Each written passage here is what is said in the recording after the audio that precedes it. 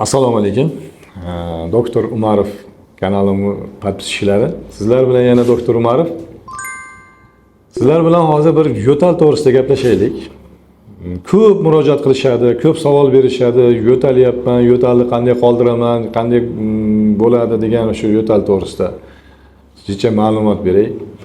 Aslida Ibn Sino bobomizdan bir iqtibos berilganki, yo'tal bo'lmasa insonning o'pkasi balg'amga to'lgan bo'lar edi deyilganda, bu yo'tal o'zi asli himoya refleksi.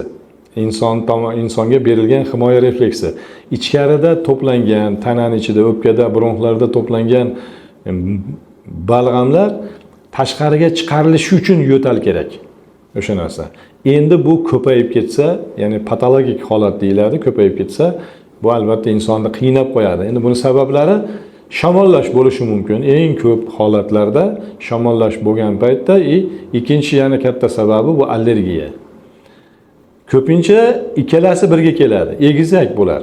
Ya'ni shamollash bilan allergiya bo'lar, egizak. Ikkovini ham baravar davolaymiz albatta bu masalada.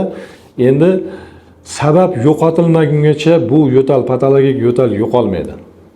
Bu masala eng asosiy nima? Patologik o'sha allergiya bilan, shamollash bilan kuzatish kerak. Agar quruq yo'tal bo'layotgan bo'lsa, ko'proq allergiya ustun.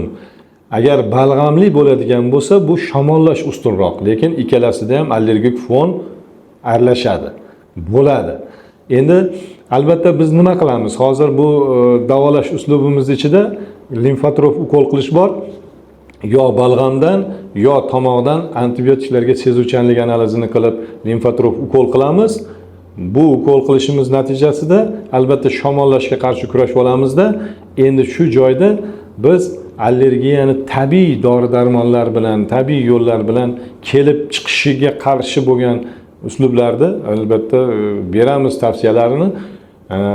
Bu borada kim amalga chiroyli berilgan tavsiyalarga chiroyli amal qiladigan bo'lsa, albatta natijalar juda ham yuqori bo'lyapti.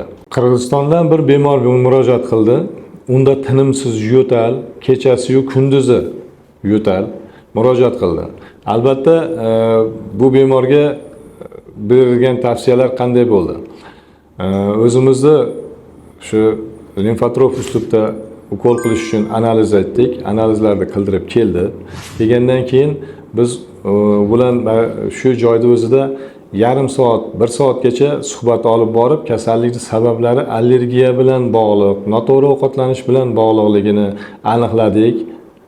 Bu masalada kerakli topshiriqlar, kerakli tavsiyalarni berdik. Ya'ni to'g'ri ovqatlanish qanaqa ekanligini chizib, yozib tushuntirib aytdik.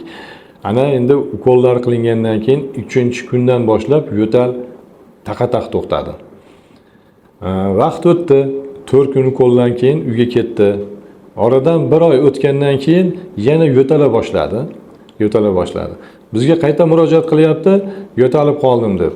Keyin yana aniqlasak, yana bizni bergan to'g'ri ovqatlanish to'g'risidagi maslahatlarimizni esdan chiqarib qo'ygan. Ya'ni endi yaxshi bo'lib qoldim deb yana beparvolikka o'tib ketib qolgan. Xuddi shu narsani yana to'g'rilaganimizdan keyin yana qaytadan o'sha ukollarini qildik, qayta murojaatlik ichida. Keyin mana oradan 6 oy vaqt o'tdi hozir mana shu nimaga. Vaqt o'tdi, hozirgi kunda ahvoli juda ham yaxshi. Oldingi qilgan xatolarini yana o'zi qaytib tushundi. Agar sizda ham xuddi shunday yo'tallar bo'ladigan bo'lsa, murojaat qilishingiz mumkin. Telefon raqamlari ekranda ko'rsatilyapti. Shu raqamlar bo'yicha biz sizga kerakli analizlarda aytamiz. Buning uchun albatta kelishingiz kerak bo'ladi. Endi davo kompleks bo'lgani yaxshi.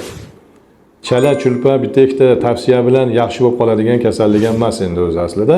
Shuning uchun murojaat qiling, yordam beraylik, qo'limizdan kelganini qilamiz, xudo xolasa. Kanalga obuna bo'lishni unutmang. Doktor Umarovni kuzatib boring.